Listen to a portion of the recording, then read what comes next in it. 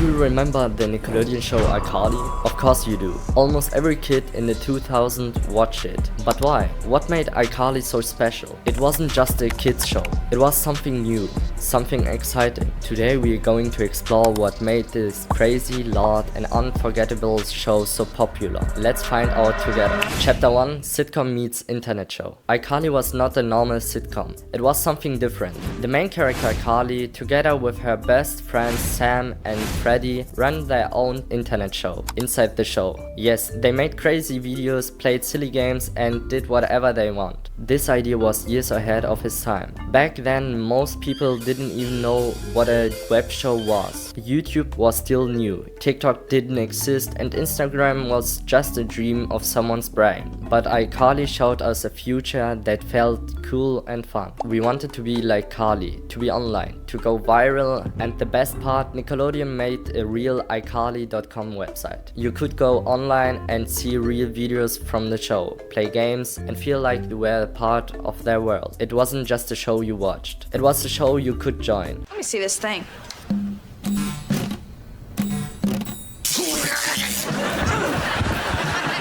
For kids growing up with computers and phones, this was the perfect mix. Chapter 2: The side characters. Carly, Sam and Freddie were the stars, but let's be honest, the side characters made iCARLY truly unforgettable. Let's start with Spencer, Carly's big brother. He was an artist, but not the normal one. He built huge, weird sculptures that often caught on fire and exploded. Hit the subscribe button for more videos like this, and let me know in the comments who your favorite iCARLY character is.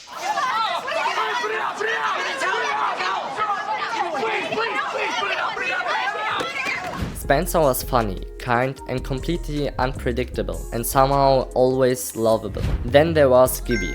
Gibby didn't follow any rules, not in school, not in life, and definitely not when it comes to shirts. He'd just rip off his shirt in the middle of the scene and scream "Gibby" and run around. It made no sense, and that's exactly why we loved him. And of course, T-Bo, the guy who sold food on sticks. Not just corn dogs, literally everything. Pickles on stick, donuts on stick. He was the most random background character, but somehow one of the most entertaining. Those characters added extra chaos and comedy to the show. They made the iCARLY world feel bigger, funnier and more alive. And honestly, we still quote them today. Chapter 3: Dan Schneider. Now let's talk about something more serious. iCARLY was created by Dan Schneider, the man behind many popular Nickelodeon shows like Drake and Josh, Zoe 101 and Victorious. He had a very special style. Loud characters, fast jokes and weird humor that kids loved. He knew what kids liked, but now many stories have come out about the way he worked. Some actors from his shows have talked about uncomfortable moments behind the cameras.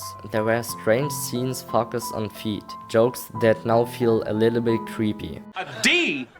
I've always gotten A's in music. How does a person go from an A to a D? Happened to me in 8th grade.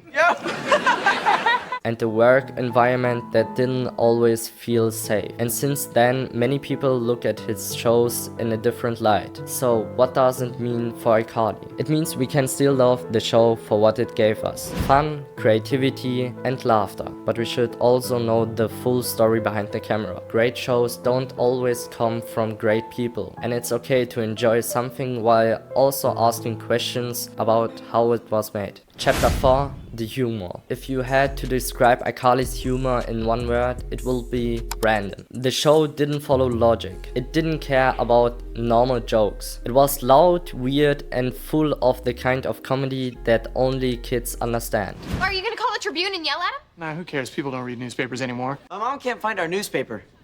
You guys seen it?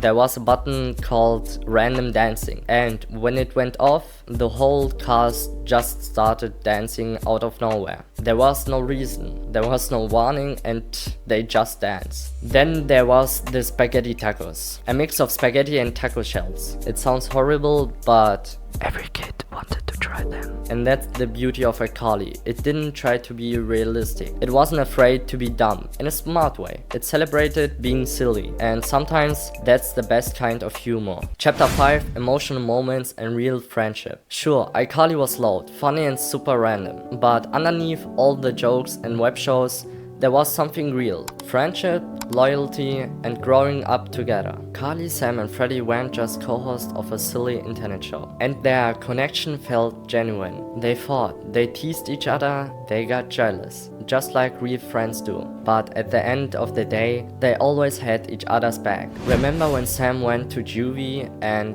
Carly visited her? Or when Freddie risked everything to protect Carly during the fan war? Or when Spencer gave up a big art opportunity just to be there for his sister?